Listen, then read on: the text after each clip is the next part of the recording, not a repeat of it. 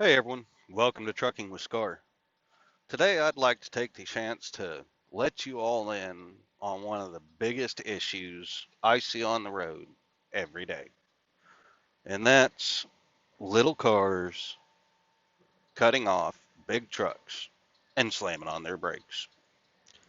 Now, I recognize that you all are in a hurry to get to and from your homes, and you're trying to get there just as quick and fast as you possibly can. And these big trucks that take so long to speed up and so long to make a turn and so long to do anything that appears to be so simple to you can really make it seem like it takes forever for you to get from where you started to where you're trying to finish. Well, there's a reason it takes these trucks so much to do it. One of those reasons is at any given moment, without any special permit, every driver pulling an 18 wheeler could be loaded with up to 80,000 pounds. That's 40 tons between the truck, the trailer, and the product that they're carrying on their run. And, I don't know if you realize it, but everything you have, everything you have has in one way or another been affected by truckers. We are hauling everything across this United States, from the groceries in your store to the fuel in your car to the cars that you're driving, the clothes on your back, the things that built your house. Everything you need is on a truck. Now, when you're loaded at 80,000 pounds, you end up using what's known as the Rolls-Kennard law. Is those trucks can roll down one hill and can hardly make it up the next. And all the truckers out there are trying their best to get their loads delivered in a timely manner. Because if the wheels aren't rolling, we're not making money. The best drivers can safely take their 80,000 pounds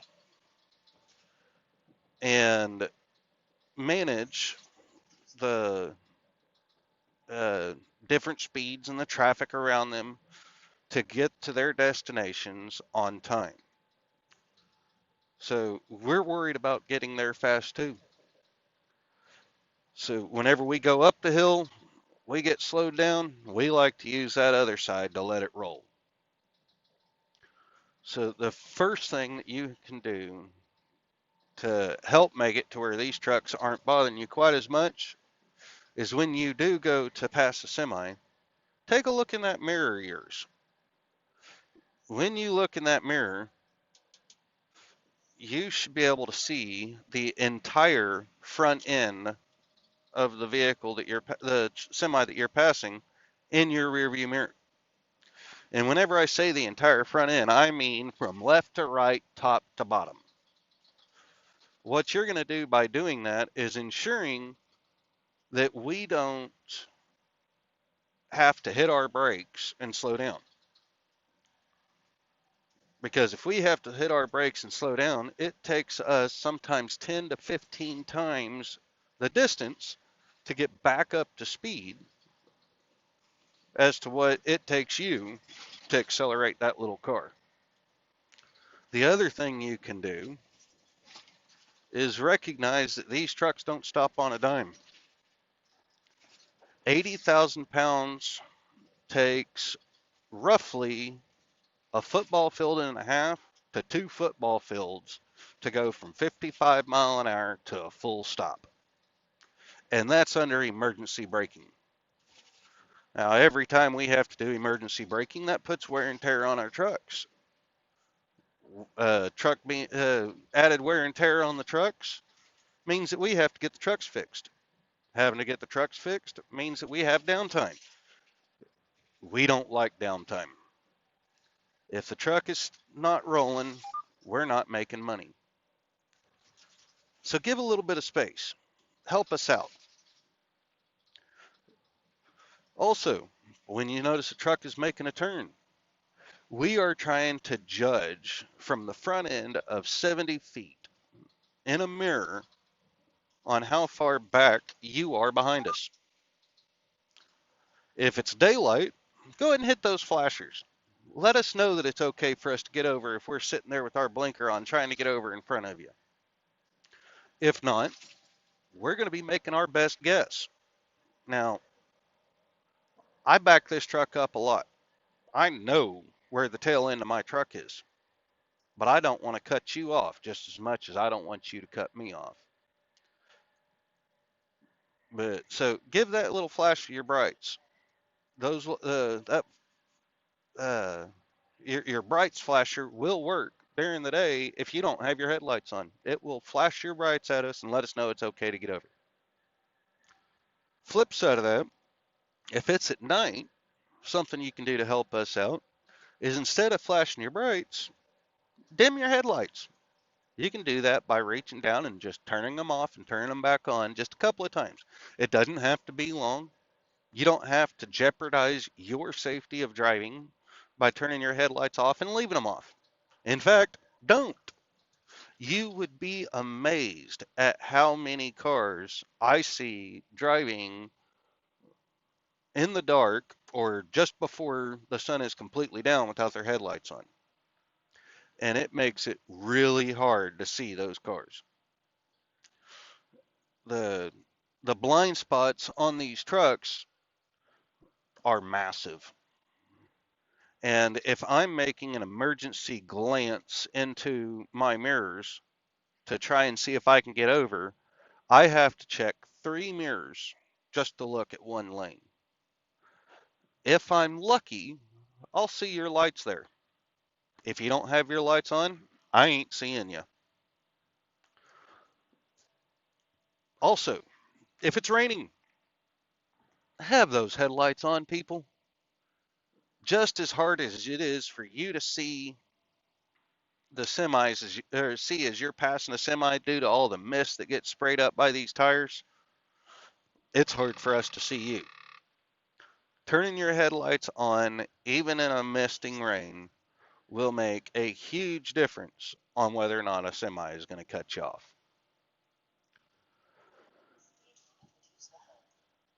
When a truck's turning, those blinkers are not there for fun. Those are warning signals. We are coming over. We are going to make that left hand turn. We are going to make that right hand turn. But it takes a lot more space for us to turn these trucks than what it does for you to turn those little cars. And backing up is rarely an option. To give you an idea, for me to make a right hand turn, it takes me a lane and a half on the road that I'm on and on the road I'm going to make sure that my trailer doesn't hit whatever is on the corner of the street that I'm turning at. Sometimes, if I have the tandems, the tires on the trailer slid back, it takes even more.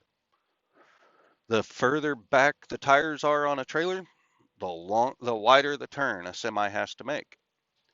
So if you see those blinkers on a truck, don't just slip up in there. Don't try and get up.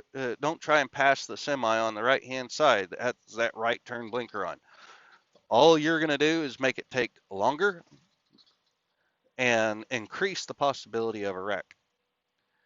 Truckers do our best to never hit anything. But just like you, we're human too. Mistakes happen. Lastly, I need you to recognize that all those truckers that are out there are sacrificing to get the job done. Our job is to keep America running. If truckers were to stop driving, it would take 4 days 4 days for your grocery stores to run out completely, for it would for fuel to not be at the fuel pumps, and the entire economy would collapse because 4 days is how long the stuff we bring can last before it's completely bought up.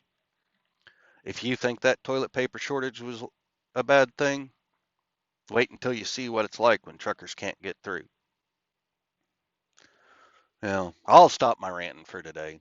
I appreciate you paying attention, and I appreciate clicking that like and subscribe button. It lets me know that there's at least somebody out there watching what I'm saying.